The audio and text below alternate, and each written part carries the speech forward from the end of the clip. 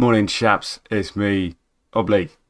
I am bringing you a special video today. I wanted to give you a little tutorial guide on how to look through Warcraft logs. It's not necessarily the easiest thing to traverse through if you don't really know what you're looking at. So in today's video, I wanted to show you what I look for in Unholy DK logs. So we'll just talk briefly about the things that I'm keeping an eye on and I'm comparing. I think it'd be a good way for you to kind of go off and do a light work, a light bit of reading yourself. So let's jump in without further ado. I've had a coaching client give me some of his logs, so we're going to look through that today. Now, I am also on the lookout for people to submit videos so I can do video analysis of your gameplay and chuck that on the channel. I think that'd be sick content. If anybody has videos and they want those videos to be reviewed, if you send them to me on DM, if you're a Twitch subscriber, I will look through them all and I'll just pick some at random. But if you're a Twitch subscriber, if you're a Patreon subscriber, or you're one of my coaching clients, if you submit me one of your videos, I will review them on the channel. So now this is Warcraft logs. Let's just start from the beginning, because this is our chaps fights. This is the page you are met with when you first log in. So this is stage 1.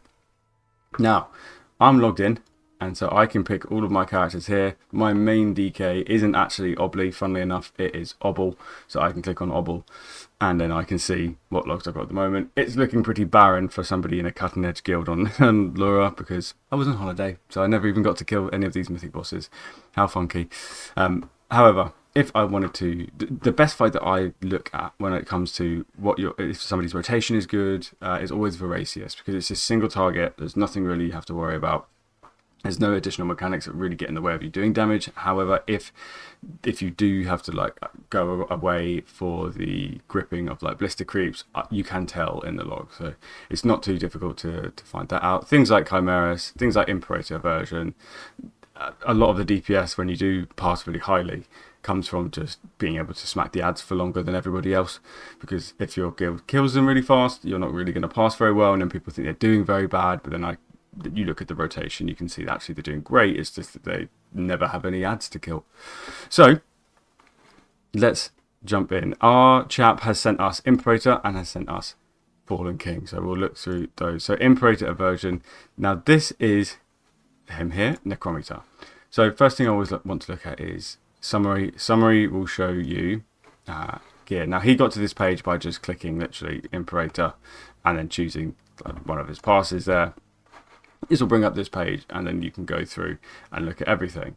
So for him, we focus it onto him, Necrometer, and then we go to Necrometer.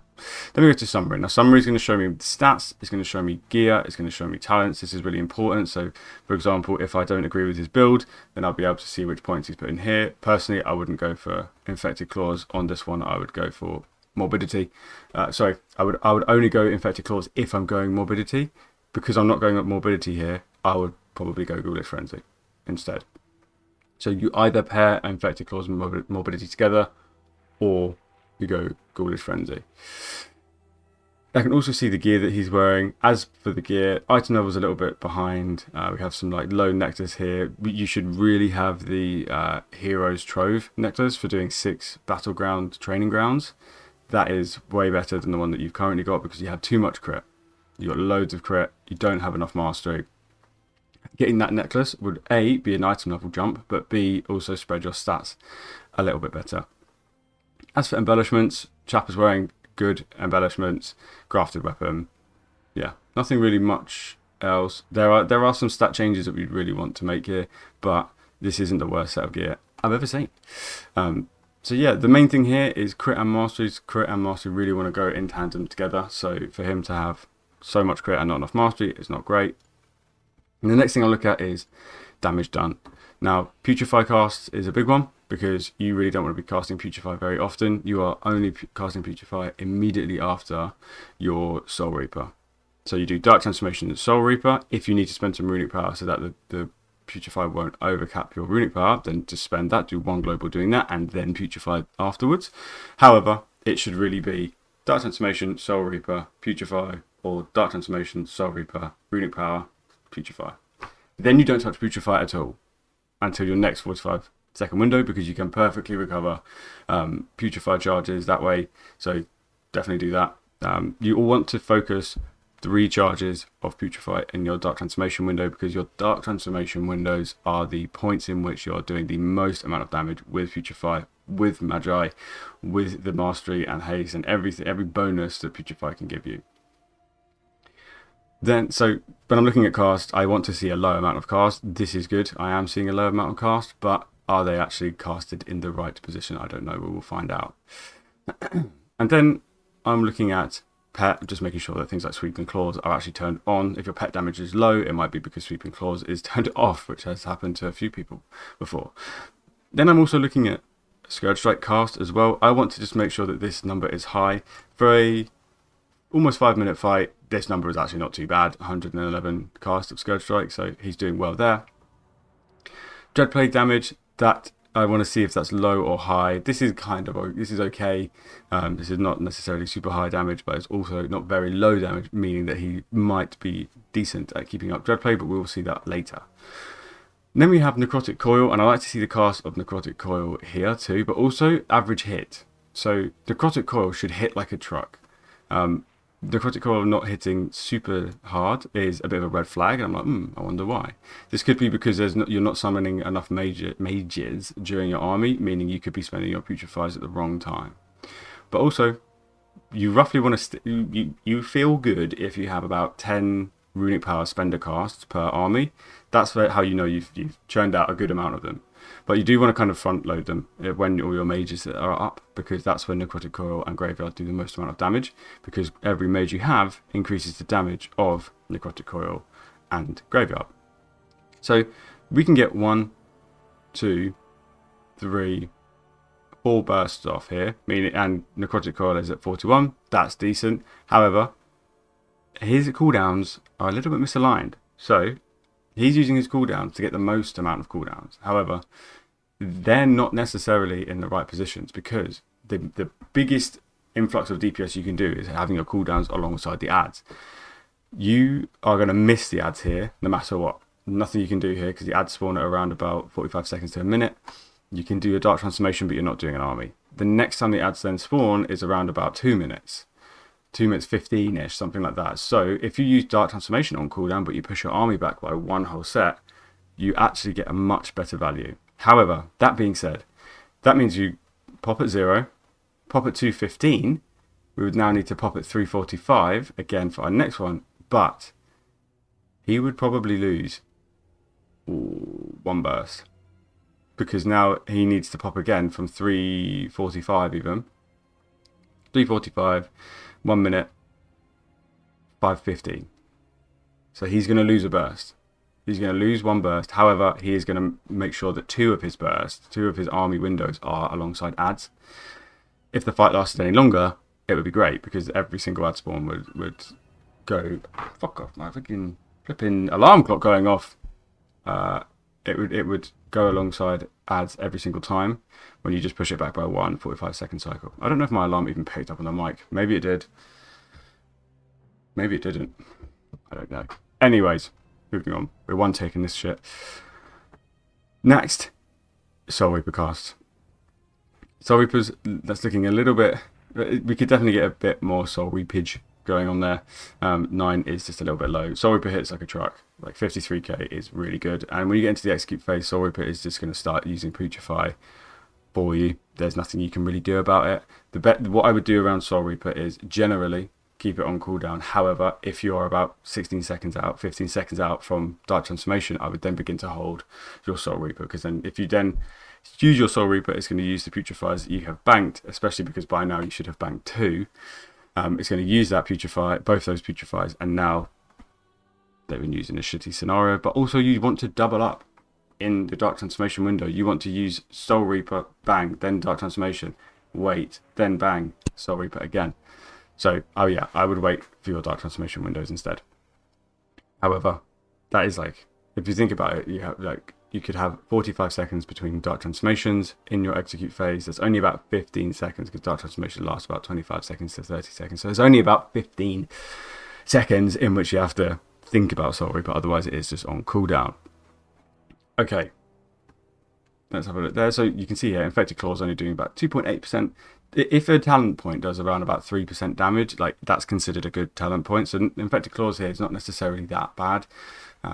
It's just there's definitely other better ones. Okay. So the next thing we're looking at here is just buffs. And the only thing I really like to look at with buffs mainly is Sudden Doom. I want to see these bars. I don't want to see these big bars. If I see these big bars, it means that you are you're holding on to Sudden Doom procs, and these need to be spent instantly. There's no need for them to be so big. If I grab like this Voracious log, unfortunately my Impress log is very old, so I'm not going to grab that. But this is what you want your Sudden Doom to look like. So buffs. You want it to look quite short. Now here, Obley makes a mistake. Obley's not perfect, but he is a fucking idiot, because that was definitely during my army window as well. What am I doing? However, you do want it to look as much like this as possible, like little pepperings of Sudden Doom.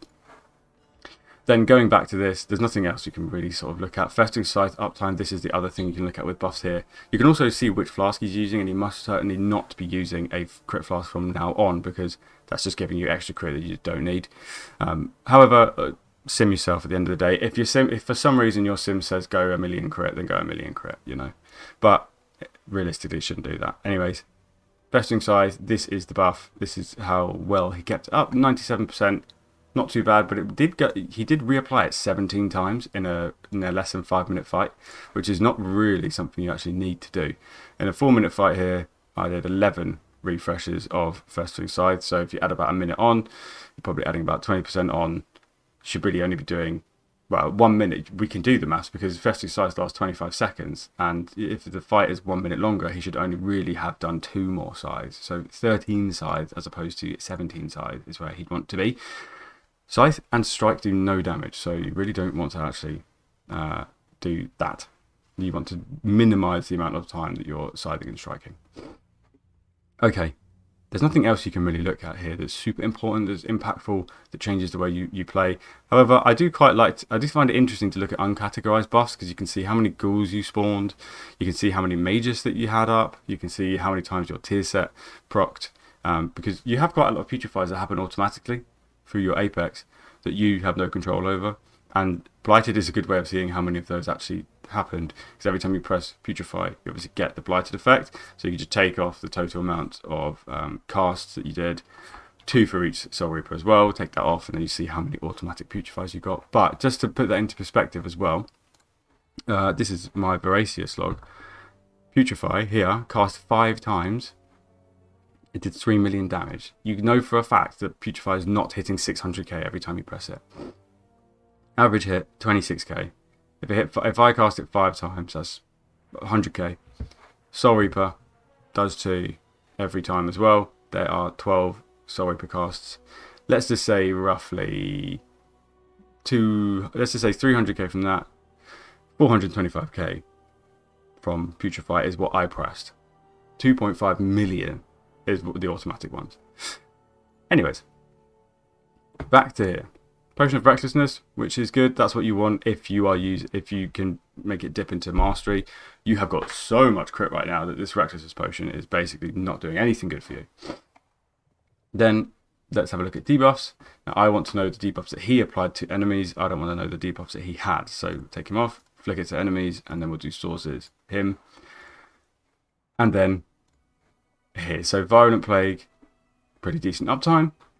Dread Plague, not decent uptime. We lost it in the middle, which is not good. You never want this to happen. You can and should maintain next to 100% Dread Plague. Losing Dread Plague for such a long time here is going to be losing him Sudden Dooms. It's going to be losing him Magi. It's not great. Then we have Soul Reaper, and this is how I can see the Soul Reaper usage is not super great. There's definitely some space here that we could have fit more Soul Reapers into. Okay, that's all you can really see with debuffs, to be honest. But the thing I also want to pay attention to is the count. Now, on an AoE fight like this, the count of Dread Plague can go up quite high, quite quick. However, on a single target fight, like Voracious, the last thing you want to see is high count on Dread Plague. You want to see this. You want to see 1. Something like Voracious, no real reason to ever move Dread Plague off and put it on the little guys, because you're only going to have to outbreak the boss to then reapply Dread Plague, because it won't spread.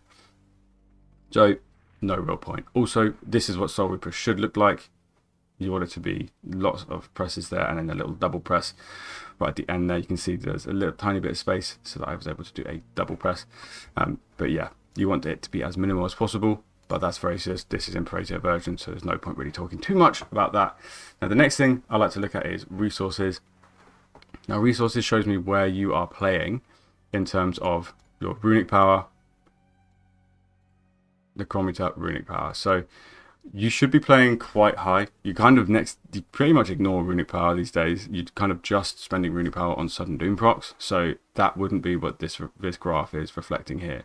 He's going from 25, 50, 75, 100 runic power quite often, and he's not exhausting himself in his forbidden knowledge window. Like, we could definitely be knowledging. We could definitely be coiling a little bit more. You want to finish your forbidden knowledge window on 0 runic power. So if you are not consistently down there, it's going to be a lot harder for you to actually finish on 0 if you are not consistently staying at around about 0 during that window.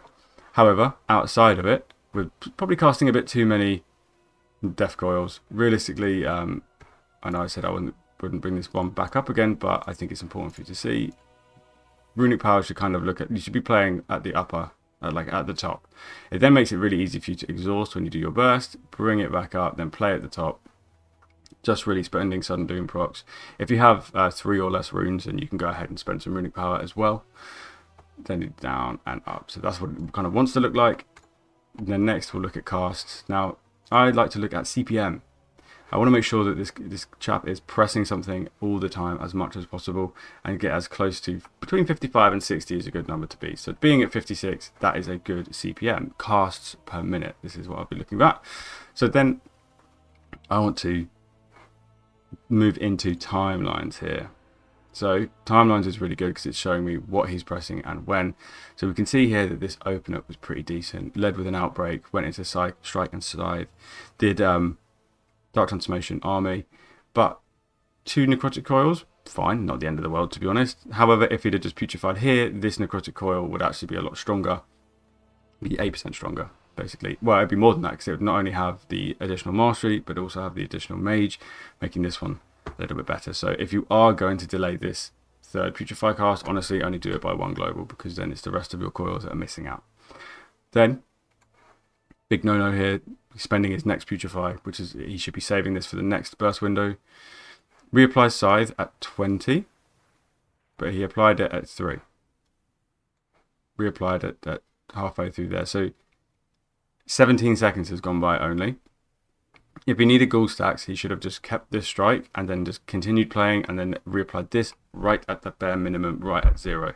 Because the more you do this, the more strike and sides you do over the course of the fight, and they're terrible globals. He then needs some stacks here, so he presses that, which is good. Then he's doubling up here for some reason. This is definitely jail time, not good.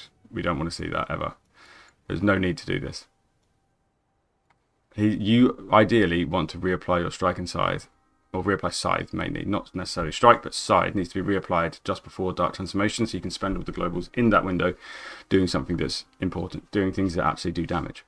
Now, he's done a Soul Reaper on the Imperator and then outbroke the Abyssal Void Shaper. I would not have done that. I would have saved Dark Transformation and used Soul Reaper to cast Putrefies to then dot the Abyssal Void Shaper. So if you'd have just moved this all down by 1 global instead of here, if you all just moved this here, you would have been able to save this Outbreak cast, because it does no damage, so you wouldn't have wanted to do this. You could have saved this Outbreak cast and just had Soul Reaper cast the Putrefies to do the same job.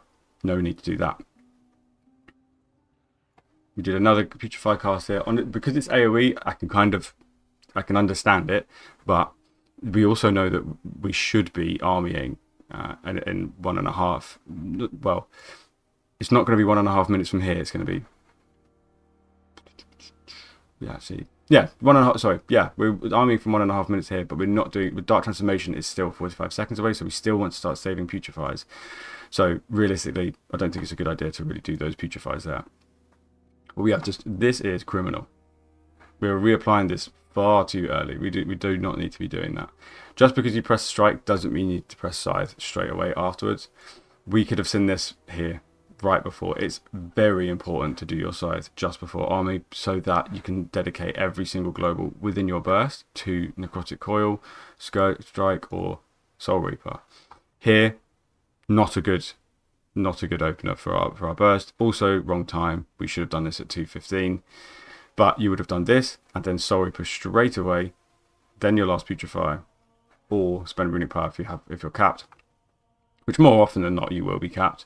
Then go to town. This is too late. Also, no. Carry on. Yeah, also here, not great. Okay.